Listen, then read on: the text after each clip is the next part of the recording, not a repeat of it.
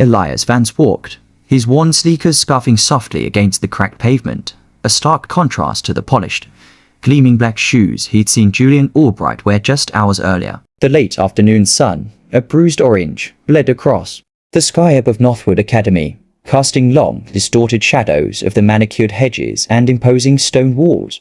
A profound quiet settled over the empty streets of the affluent neighborhood, a silence that felt heavy, almost suffocating, after the cacophony of the school day. He clutched his tattered textbook tighter, the faint scent of lemon polish and industrial cleaner still clinging to his clothes from helping his father after classes. It was a familiar scent.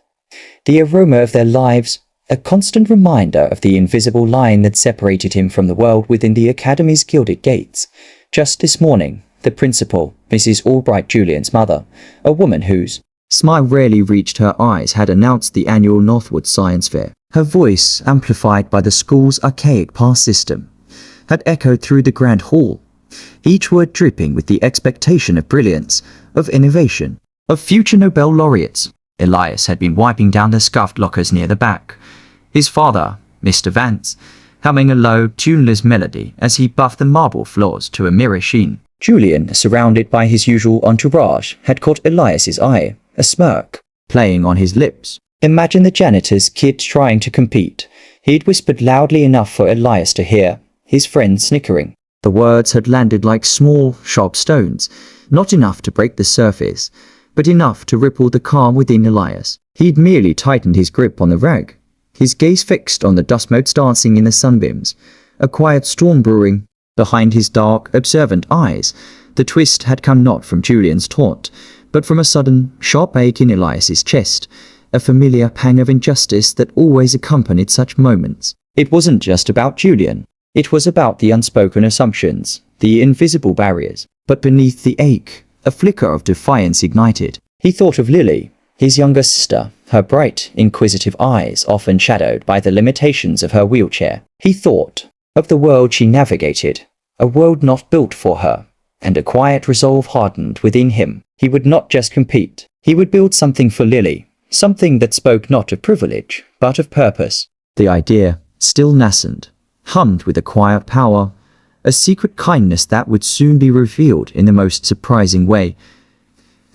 Elias's home was a small, two-bedroom apartment above a bustling laundromat, a symphony of whirring machines and the scent of fabric softener. It was a humble world, far removed from the sprawling estates of Northwood's elite. His father, Arthur Vance, a man whose hands were calloused from years of honest labor but whose eyes held an unwavering warmth, greeted him with a tired smile. "Long day, son?" Arthur asked, setting down a toolbox he'd just finished fixing, a leaky faucet for Mrs. Henderson downstairs. Arthur was a man of quiet strength, his dignity one like an old, comfortable uniform. He believed in hard work, in doing the right thing, even when no one was watching. He often told Elias, "Son, character ain't what you show when the lights are on, it's what you do in the dark." Lily, with her bright, braided hair and an infectious giggle, was already at the kitchen table, meticulously drawing a fantastical creature with too many wings. Her small, nimble fingers, despite the challenges of her cerebral palsy,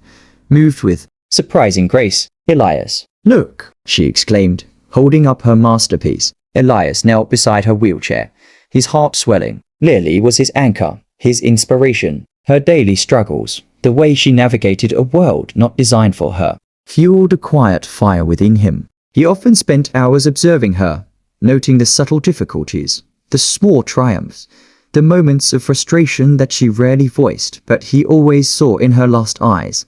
That evening, as the city lights began to twinkle outside their window, Elias unveiled his idea for the science fair. "I want to build something for Lily," he began, his voice low but firm. "Something that makes her life easier, that gives her more freedom." Arthur listened, his brow furrowed in thought, then nodded slowly. "That's a noble pursuit, son. But it won't be easy. Northwood's fair. It's a different league." Elias knew this. He knew the kind of projects Julian and his friends would present: sleek, expensive models, often POI-fabricated kits, or concepts developed with the help of private tutors and university professors. His own resources were limited to salvaged parts, late-night research at the public library, and the sheer force of his intellect. Over the next few weeks, their small apartment transformed into a makeshift laboratory. Elias meticulously sketched designs, his hands, though young, moving with the precision of an engineer. He reproposed old circuit boards, salvaged motors from discarded toys, and spent hours poring over textbooks on robotics and sensor technology. His project, he decided, would be an adaptive navigation system for wheelchairs, utilizing ultrasonic sensors and a haptic feedback mechanism to alert users to obstacles and guide them through tight spaces. It was ambitious, complex, and deeply personal. He wanted Lily to experience the world with fewer barriers, to move through crowded rooms with confidence. Julian, meanwhile, seemed to glide through his preparations with effortless ease.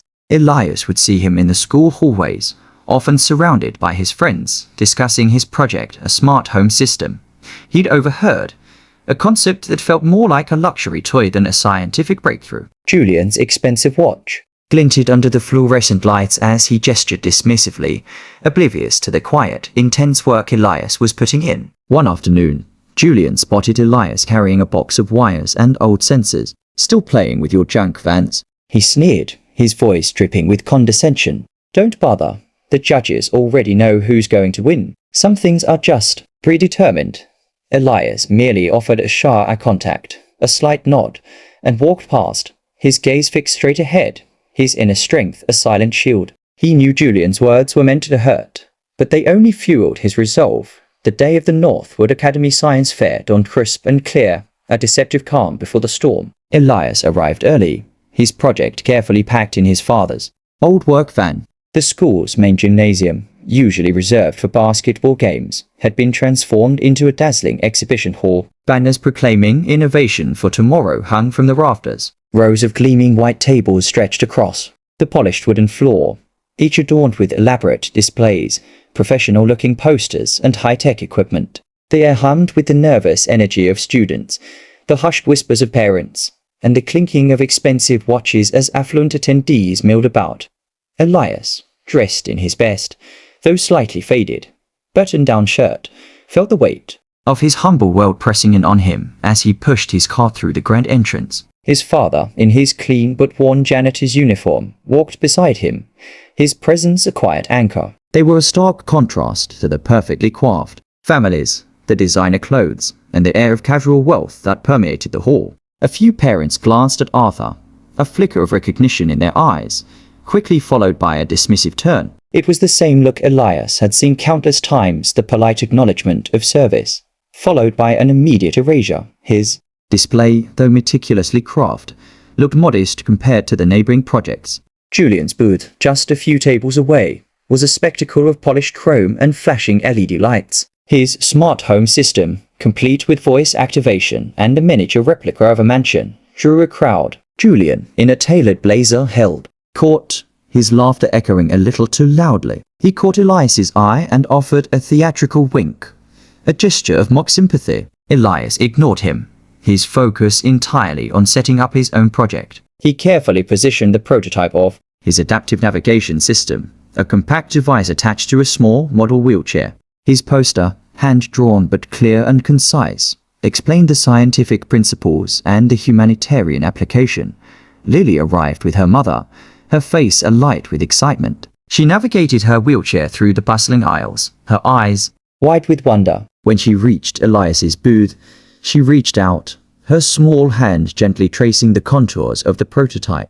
"It's for me," she whispered, her voice filled with awe. Elias nodded, a rare, soft smile gracing his lips. Her presence was a powerful visual, a living testament to the purpose behind his work. The judging began. Elias watched as the panel, comprised of prominent scientists, university professors, and the school's major benefactors, including Mr. Albright, Julian's father, a man whose cold billionaire's demeanor was legendary, moved from booth to booth. They wore expressions of detached intellectual curiosity, their expensive watches glinting as they scribbled notes on their clipboards. When they reached Julian's booth, the atmosphere shifted. Julian launched into a polished, rehearsed speech, his voice confident, his gestures expansive. He spoke of luxury, convenience, and the future of high-end living. Mr. Albright beamed with paternal pride, a rare warmth in his usually stoic eyes. The judges nodded approvingly, asking questions that felt more like affirmations.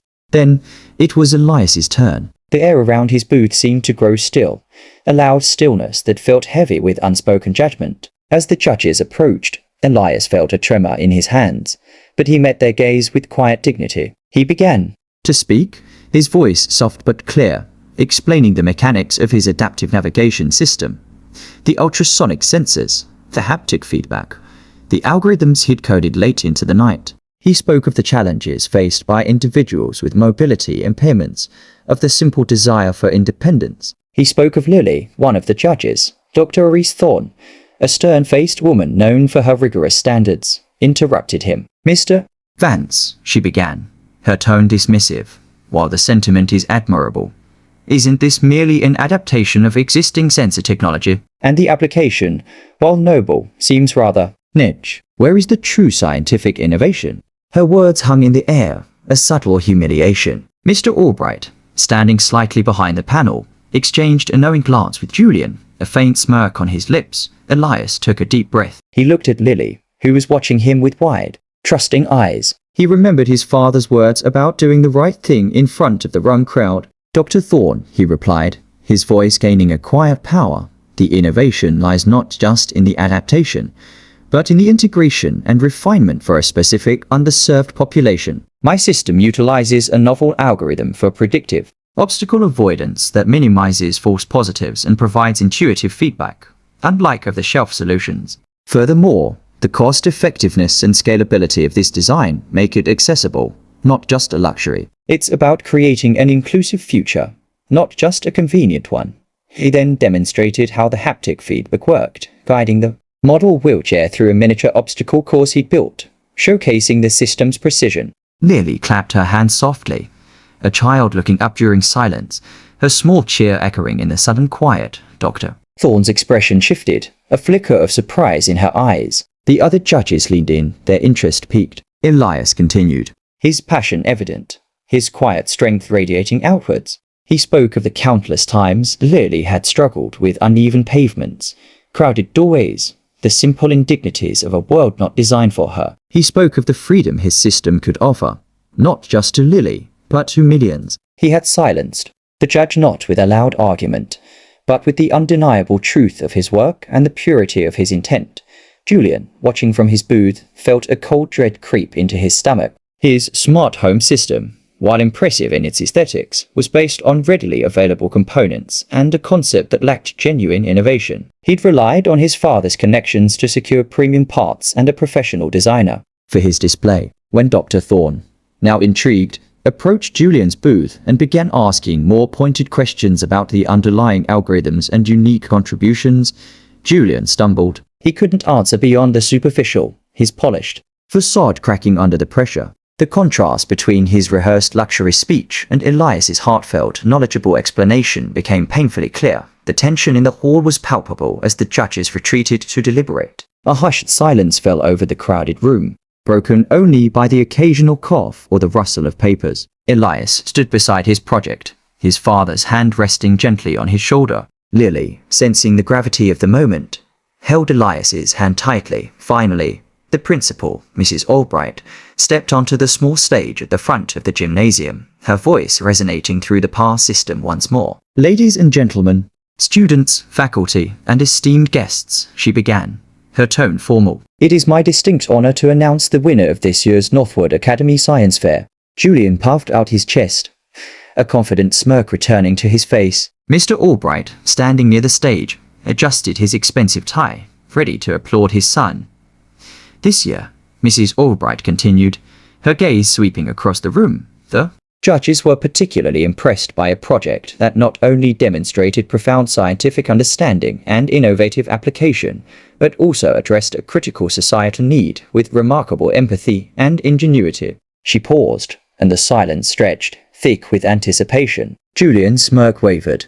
"The first place prize," she announced, her voice gaining a surprising warmth, "goes to Elias Vance for his adaptive wheelchair navigation system." A collective gasp rippled through the hall, followed by a stunned silence. Julian's jaw dropped, his face draining of color. Mr. Albright's hand, which had been poised to applaud, froze in mid-air. Then, a single clap, tentative at first, broke the silence. It came from a stranger, a woman in a modest dress, a cafeteria worker from the school who had often seen Elias helping his father. Her eyes were moist with emotion. Then another clap, and another, until a wave of applause erupted, swelling into a thunderous ovation. It wasn't just polite applause. It was genuine, heartfelt admiration. People stood, not just for the winner, but for the silent dignity that had just been respected, for the humiliation that had turned into public admiration. Elias, stunned, looked at his father, who nodded, his eyes shining with pride. Lily, her face beaming, hugged him fiercely. As Elias walked towards the stage, his worn sneakers now seeming to glide over the polished floor, the crowd parted for him. He saw Julian, standing rigid, his face a mask of disbelief and dawning regret. He saw Mr. Albright, his powerful frame suddenly seeming smaller, his cold billionaire facade cracking on stage. Mrs. Albright, for the first time, offered Elias a genuine, unforced smile. Dr. Thorne, the stern judge, shook his hand firmly, a look of profound respect in her eyes. "Remarkable work, Mr. Vance," she murmured. "Truly remarkable." As Elias accepted his certificate, he saw Mr. Albright approach the stage, his usual imperious stride replaced by a hesitant gait. The powerful man, accustomed to commanding rooms, now seemed unsure. He looked at Elias, then at his son, Julian, who stood rooted, a picture of defeat. Mr. Albright cleared his throat, his voice, usually booming, now surprisingly subdued. "Elias," he began, his gaze meeting Elias's. I owe you an apology, and not just you, but your father and your sister."